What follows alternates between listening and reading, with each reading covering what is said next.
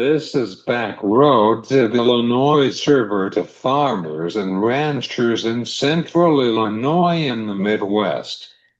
This is a Thanksgiving edition. Happy Thanksgiving, everyone. This is Back Roads of Illinois server to farmers and ranchers in central Illinois and the Midwest. We're glad you're here on today. I'm Cesar Delgado. We were talking about the biofuel industry in Kansas City with Doug Bervt from Poet in Sioux Falls, South Dakota.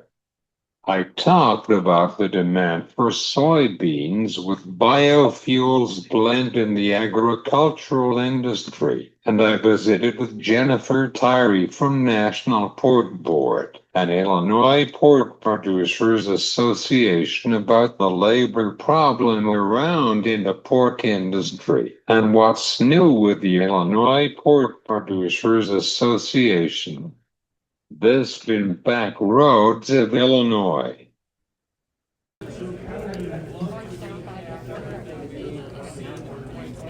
I'm in the NAFB convention in Kansas City.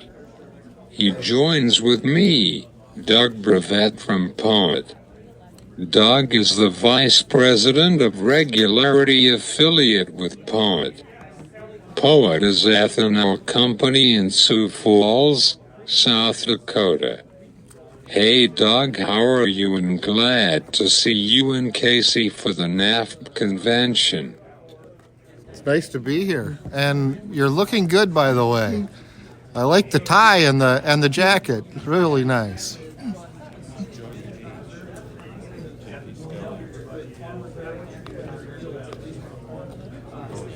Thanks.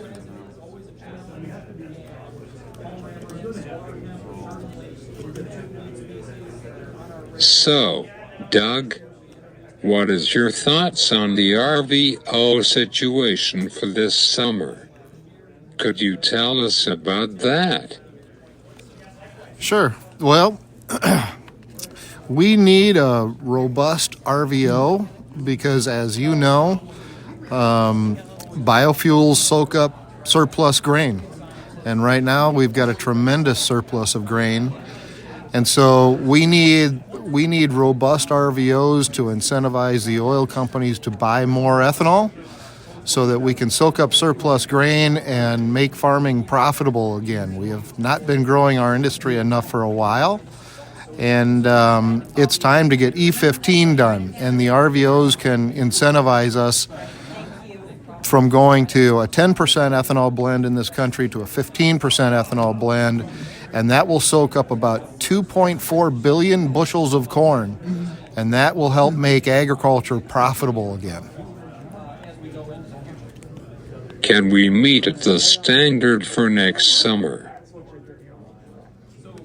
Well, yeah, I would like to see the RVOs a lot higher, but I think this administration is doing what they can to incentivize more biofuels because they understand how important biofuels are to agriculture and how important agriculture is to the economy of our country. So we're working on that. We're doing all the education we can possibly do and lobbying for higher RVOs and just more biofuels in general.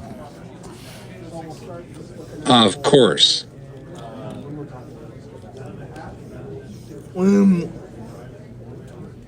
We're in Kansas City. We know that farmers are done with the harvest season in the Midwest. What is your position on the E15 year-round for next year? Well, hopefully we can find a vehicle to pass the legislation that allows E15 year-round. We have a crazy regulation on reed vapor pressure that doesn't allow it to be sold in the U.S. in the summer months without different labeling. But E15 is critical, and I think we're going to get it done. It's at about 4,000 service stations right now, but we need to get it into every single service station around the country and just make it our base fuel for the benefit of all these farmers that have been working so hard on the harvest lately. We produce about 3 billion gallons of ethanol on an annual basis and about 15 billion pounds of distillers grains that we market all over the world. We produce about 5% of the U.S. food grade CO2. We buy about 1 billion bushels of corn on an annual basis. That's about 7% of the U.S. corn crop. We've been around for about 38 years, and we're looking forward to the next 38 years.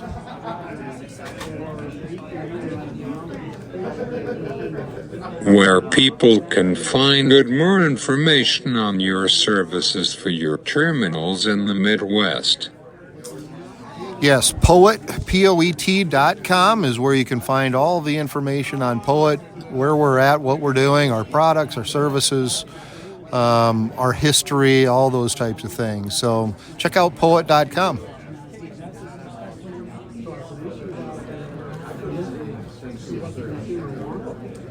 Do you have any final thoughts on this crop for soybean with biofuel? Well, we're oversupplied in soybeans and in corn, and so we just need more markets for those products. The farmers are doing such a great job in improving their soil, and we've got better seed technology, we've got better machinery to plant and harvest with. So the technology in agriculture is greatly outpacing population growth, and that's why it's so important to have biofuels grow, because it's the only market that can grow fast enough to soak up all this surplus grain with the innovations in agriculture today.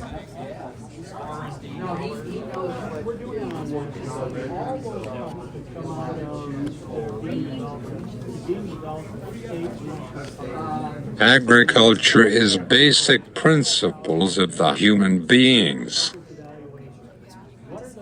It absolutely is. And, what people don't realize is less than 2% of the population in the United States considers themselves farmers. But over 50% of the world population considers themselves to be farmers.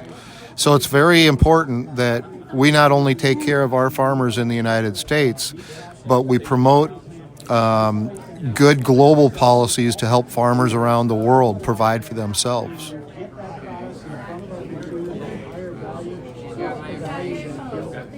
Of course.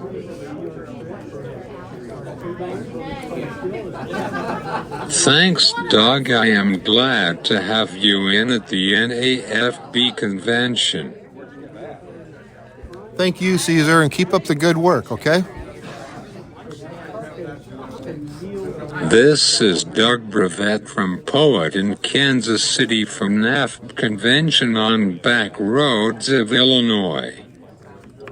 Hey, thank you. Thank you.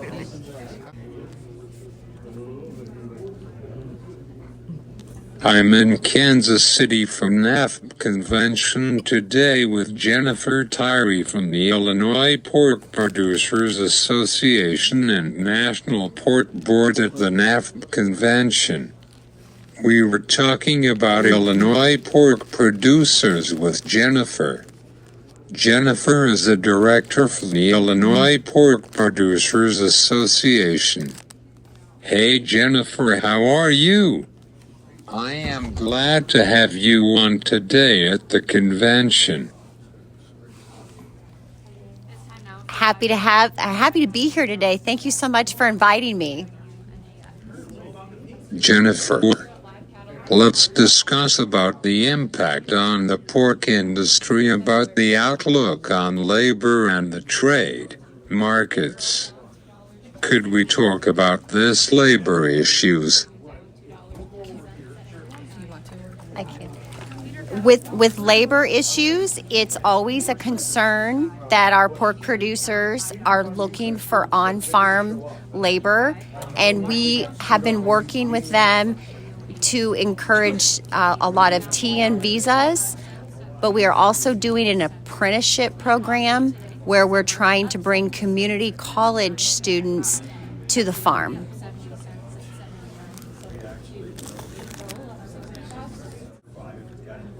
Make me hungry.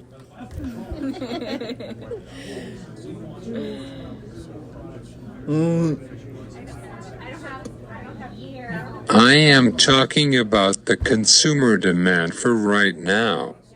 What is your conclusion of pork demand for the future? Well, we're really hoping to accomplish some increase in our domestic consumption with the Taste What Pork Can Do campaign by leveraging that next generation. We've been very successful with marketing to the Gen X and the Boomer generation, and now we are trying to meet that younger consumer where they're at with this new campaign. And so that's my hope for the future, is that we will engage that next generation into putting more pork in their grocery carts.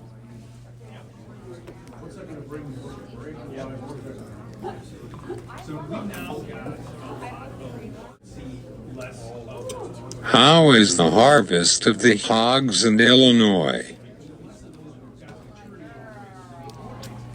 The harvest capacity, Illinois is ranked 4th in the nation for pork production, which we're very proud of. And so we continue to see our levels pretty consistent with years past for the number of hogs harvested annually.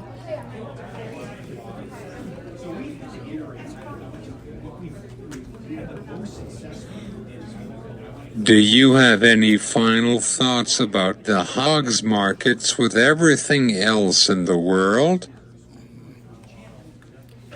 At this point, right now, our farmers are very positive with the future's outlook. And I'm going to keep my fingers crossed that things continue to look good for our pork producers in 2026. Jennifer Tirey from the Illinois Pork Producers and National Pork. Thanks, Jennifer. Good to nice to meet you at the convention. Jennifer Tirey from the Illinois Pork Producers and National Pork Board on back roads of Illinois and Kansas City from NAF Convention.